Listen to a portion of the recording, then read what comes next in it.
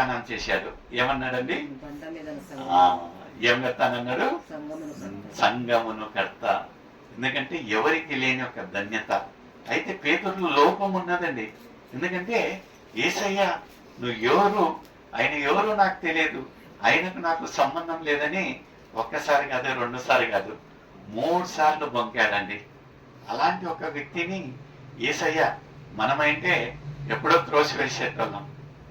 కష్టకాలంలో నేను ఎవరో అని తెలియదన్నావా, వెళ్ళిపోయి ఇక్కడి నుంచి అని. అయితే యేసయ్య చూడండి ఎంత గొప్పగా శ్రేష్టంగా ఆ ఒక పరలోక ఏమిచ్చాడండి? తాళాపు చెవులను ఎవరికి ఇచ్చాడండి? పేతురుకి ఇచ్చాడు. శ్రేష్టంగా నేను నీపైన నాక సంఘాన్ని కడతానన్నాడు. చూడండి ప్రియమైన సోదరి సోదర, ఒక్క చిన్న పని. ఏమన్నా దేవుడు చెప్పాడా నువ్వు మారు అని? ఆయన ఏమన్నా చెప్పిన మార్గంలో నడతామన్నాడా? నువ్వు చేసే క్రియలు తప్పన్నాడా? ఏమని లేదు. అయితే ఎంత అద్భుత రీతిగా ఆయన క్రియలను గ్రహించాడు. గ్రహించి ఈయన తెలుసుకున్నాడు, ఈయనని నిజమైన మెస్సయ్య, ఈయనని రక్షకుడు. నిజంగా మన జీవిత కాలం అంతా మనము పుట్టుక క్రైస్తవులేమండి. ఎన్ని మార్లు అద్భుతాలు చూసి వెళ్తున్నాం. అయితే ఒక్కసారన్నా దేవా నేను ఒక పాపిని అని మనం ఎప్పుడన్నా ఒప్పుకున్నామండి? ఒప్పుకున్నామా? ఆశీర్వాదాలు రావాలా, పొర్లిపోవాలా, పిగిలిపోవాలా, పొంగిపోవాలా అంటున్నాం. కానీ మనలో ఉండే ఒక పాపంను మాత్రం మనము తొలగించటం లేదు. ఎందుకు పేతురును అంత శ్రేష్టంగా అంటే ఆయన అక్కడుంకా యేసయ్య చెప్పకన ముందే ఈయన ఒక తప్పులను ఒప్పుకున్నాడు. ఇక్కడ యూదా ఇస్కరియోతు ఆయనకు వ్యతిరేకం చేశాడు, ఇక్కడ పేతురు వ్యతిరేకం చేశాడు. అయితే వీళ్ళిద్దరిలో శ్రేష్టంగా దేవుడు ఎవరిని క్షమించాడంటే పేతురును. ఎందుకంటే ఆయన తప్పు చేసినను ఆయనలో ఒక పశ్చాత్తాపపు గుణం ఉన్నది. ఆయన యథార్థంగా తప్పులను ఒప్పుకున్నాడు. నిజంగా మనము ఒప్పుకోలంలే, నేను ఒప్పుకోనిలే, నా నుంచి ఏమవుతుందిలే అన్నట్లయితే యేసయ్య నీ పట్ల ఒక ప్రణాళిక ఉంటున్నదేమో. నువ్వు ఒప్పుకోనివి కాదు ప్రియమైన సోదరి సోదర. ఒకతనికి ఒక మామిడికాయ ఇత్తనం ఇచ్చాడంట క్లాస్ రూమ్లో. సరే ఏం చేశాడంటే 60 మంది పిల్లలు ఉంటే 60 మామిడికాయ ఇత్తనాలు ఇచ్చాడంట. ఇచ్చి ఎప్పుడు ఒక నిమిషం ఉంది,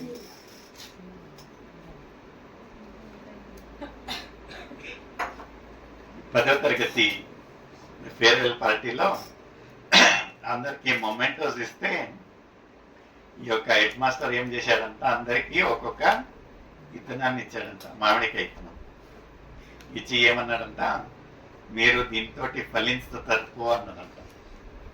మనకు బుద్ధి తక్కువ కదా, ఏమనుకున్నాడంట, ఒక్క ఇత్తనం అంటే ఎన్ని మామిడికాయలండి? ఎన్ని మామిడికాయలండి? సో మామూలుగా ఒక్క ఇత్తనం ఇస్తే ఎన్ని మామిడికాయలు వస్తాయండి? మన ఆలోచన ప్రకారంగా ఒకే మామిడికాయ. అందుకని వాళ్ళు ఏమనుకున్నారంట, 60 మందికి ఇచ్చారు కదా, అందుకని 60 మామిడికాయలు వస్తాయేమో అనుకొని అందరూ వాళ్ళ ఇళ్లలో ఆ ఒక్క ఇత్తనాలను నాటివేశారంట. నాటివేసి ఆ తర్వాత 5 సంవత్సరాల తర్వాత ఒక రీయూనియన్ చేసుకుని ఆ ఒక సార్ నూక పిలిపించారంట. సార్ ఆ రోజు అడిగారంట, నేను మీకు అందరికీ ఆ రోజున గిఫ్ట్ ఏమి ఇచ్చానండి? మామిడికాయ ఇత్తనం ఇచ్చాను. ఎన్ని మంది నాటారంటే అందులో 60 మందిలలో 6 నాటారో లేదో తెలియదు. అయితే ఒక్క అతను మాత్రం ఆ ఒక్కసారి చెప్పిన రీతిగా చేతులు ఎత్తిందంట, అయ్యా నువ్వు ఇచ్చినట్టు ఆ ఒక్క ఇత్తనాన్ని నేను నాటాను అంటే, బాబు రాజు వెరీ గుడ్, 60 మందిర్లలో నువ్వు ఒక్కొనివి నాటావు. ఇప్పుడు ఆ చెట్టు ఎలా ఉందంటే, ఇప్పుడు ఒక్క కాపుకు దాదాపుగా 600 మామిడికాయలు వస్తున్నాయి. హల్లెలూయా, హల్లెలూయా. అదే రీతిగా ఒక సార్ చెప్పిన రీతిగా 60కి 60 మంది ఆ ఒక ఇత్తనాలను నాటి ఉంటే ఈ యొక్క రాజు ఒక్క ఇత్తనంతో ఎన్ని మామిడికాయలు వచ్చాయండి? 600 ఒక్క కాపుకు. అంటే ఒక్క సీజన్కు 600 మామిడికాయలు వచ్చినప్పుడు 60 చెట్లు వచ్చితే ఎన్ని మామిడికాయలు అయినాయండి? సంవత్సరానికి 600 ఇంటూ 60 అంటే దాదాపుగా 3,60,000 మామిడికాయలు కదా. ఎంత ఆశ్చర్యం ఒక్క మామిడికాయ నుంచి. అయితే ఆ 60 మందిర్లలో 59 మందిర్ ఏం చేశారు? ఆ కీర్తనాలను పడివేశారు. అల్ప విశ్వాసము, ఒక్క మామిడికాయ తీసుకుని నేనేం చేసేది ఉంది, దాని వెనక ఎవరు శ్రమ పడతారని ఏం చేశారంటే అందరూ దాన్ని నిర్లక్ష్యం చేశారు. అయితే రాజు ఆ ఒక సార్ చెప్పిన కాడ ఒక ఘనత నొందాడు. 60 మందిని 6 సంవత్సరాల తర్వాత ఒక ఉన్నతమైన ఒక స్థాయిలో వచ్చినప్పుడు ఆ ఒక సార్ ఎవరిని పిలిచలేదండి స్టేజ్ పైన, ఆ ఒక రాజుని పిలిచాడంట. ఎందుకంటే నువ్వు నీ యొక్క కెరియర్లో మీరు ఎంత గొప్పవారయ్యారో నేను అడగటం లేదు, నేను చెప్పిన మాటను నువ్వు చేశావు. ఇక్కడ రాజుకి ఏమైందంటే డబల్ ధమాకా వచ్చింది.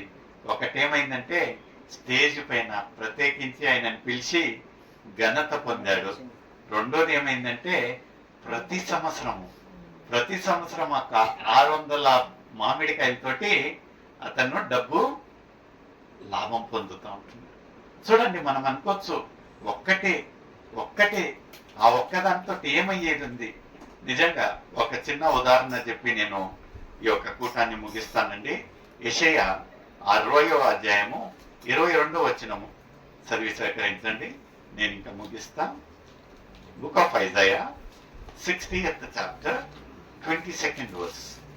వారిలో మనం ఎప్పుడు కనిపిస్తా ఉంటది, నేను ఒక్కనే కదా, నా నుంచి ఏం జరుగుతుంది, ఏమవుతుంది, నేను ఏం చేయగలను అన్నట్లయితే ఈ యొక్క మాట చూడండి, ఎంత చక్కటి మాట. చదవమ్మా. వారిలో ఒంటరి అయిన వాడు 1000 మంది అగును. హల్లెలూయా. ఒంటరి అయిన వాడు ఎంత అవుతాడంటండి? 1000 మంది. ఏంది ఒంటరి అయిన వాడు 1000 మంది ఎలా అవుతాడో ముందు చదవమ్మా. ఎన్నిక లేని వాడు బలమైన జనమగును. హల్లెలూయా.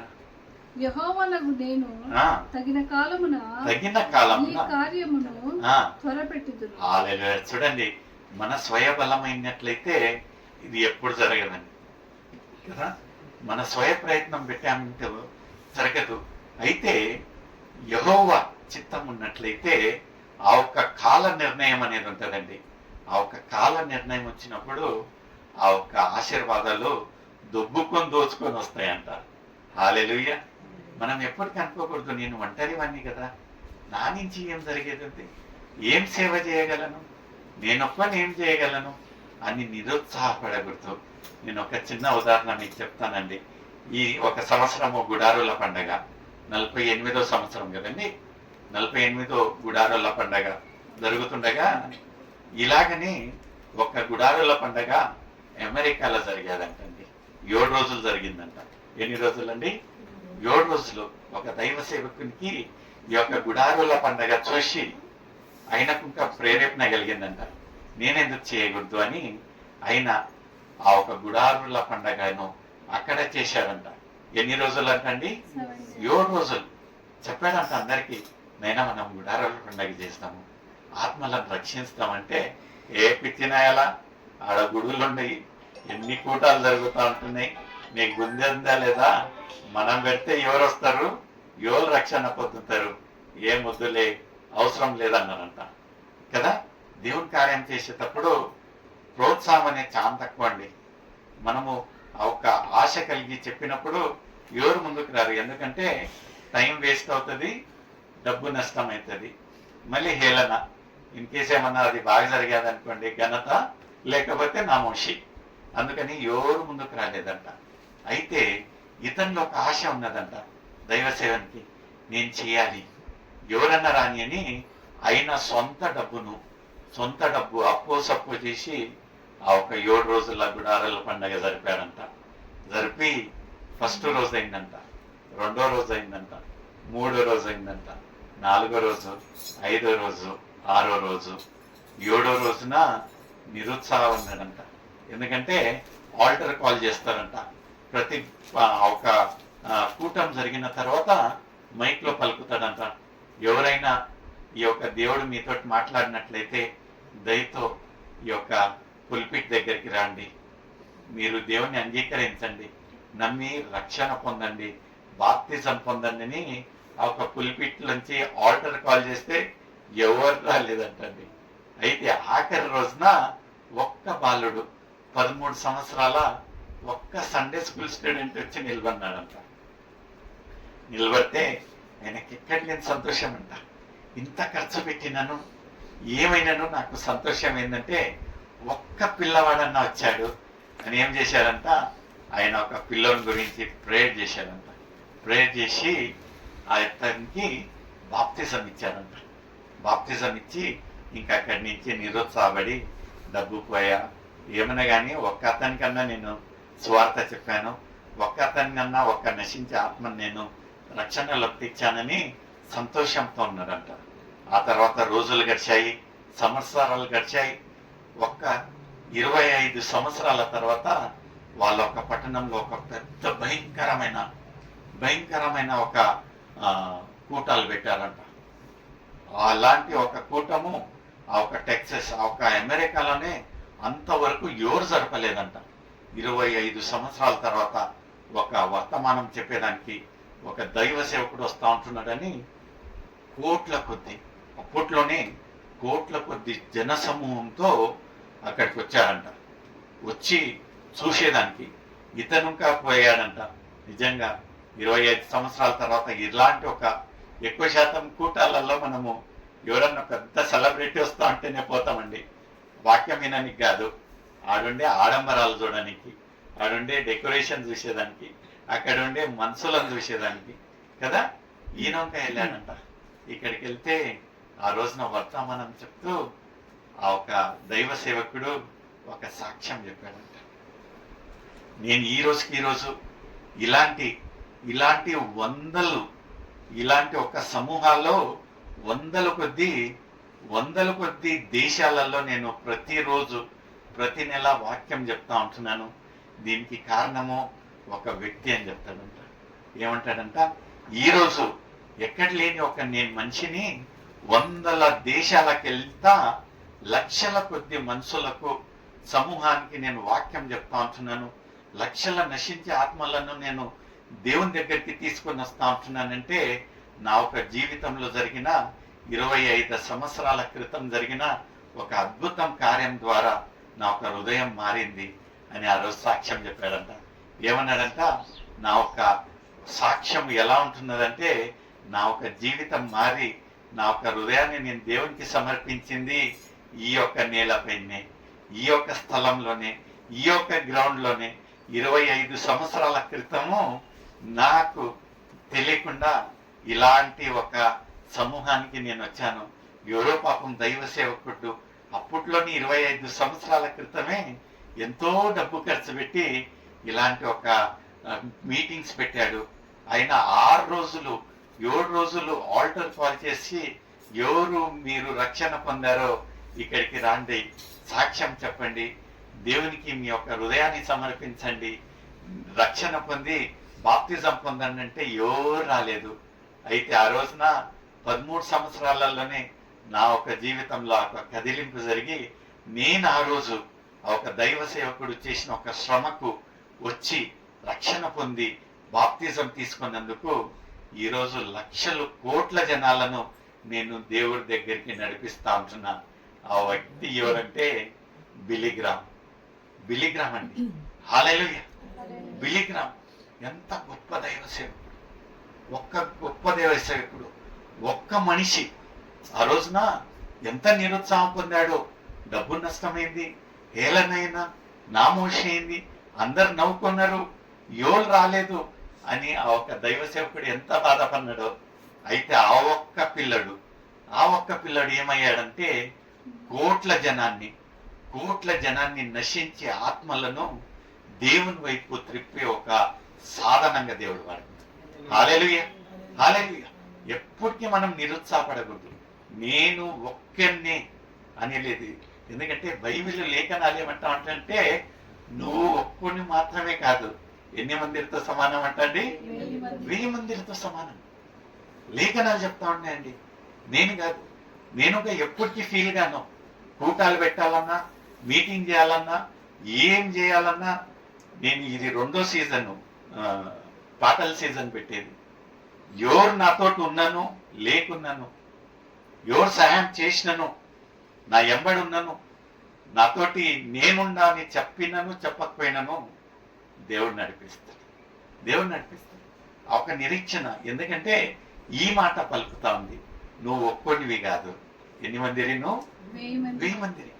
అక్కడ మనము సీజన్ 2, సీజన్ 1 చేస్తా ఉంటే ఆడ భయంకరంగా వచ్చిన వాళ్ళు 250 మంది కంటెస్టెంట్లు పాటలు పాడుతూ 6,500 మందిరి ఆ ఒక యూట్యూబ్ ఛానల్లో ఇంట్లో కూర్చొని రాత్రి వరకు ఆ ఒక నిద్ర కాసుకొని కూర్చొని చూస్తూ ఎన్ని మంది శ్రమ పడినారయ్యా.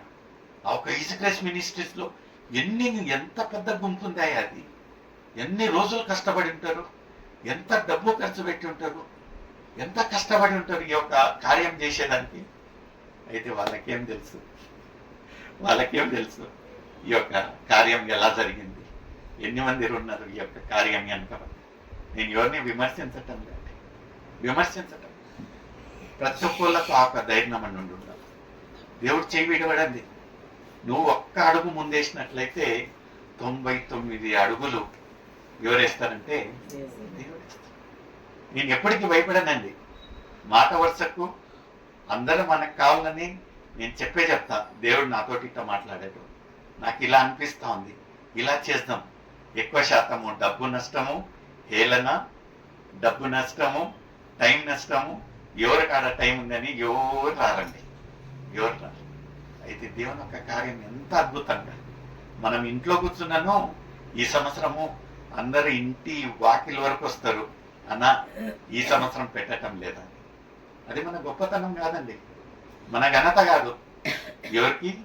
దేవునికి మాత్రమే మహిమ. ఈ యొక్క మాట ఎంత చక్కగా అంటున్నదంటే, నువ్వు ఒక్కనివి కాదు. నేను ఎప్పటికీ అనుకోనండి, I'm not one, I'm equal to 1000. I'm equal to 1000. అక్కడ ఇంకా బిలిగ్రామ్ ఒక్కోడే అని ఆ రోజు నవ్విండ్రేమో 25 సంవత్సరాల క్రితం. అది ఒక పెద్దోడు కాదురా, 13 సంవత్సరాల పిల్లోడు. వానికి బైబిల్ యాడుందో, ఆదికాండం యాడో తెలియదు, ప్రకటన యాడను ఏలనగా మాట్లాడుతున్నారేమో. నిజంగా ప్రియమైన సోదరుడా, దేవుడు అలాంటి ఒక వ్యక్తులను మనల్ని తయారు చేస్తానికి విషయం నిజంగా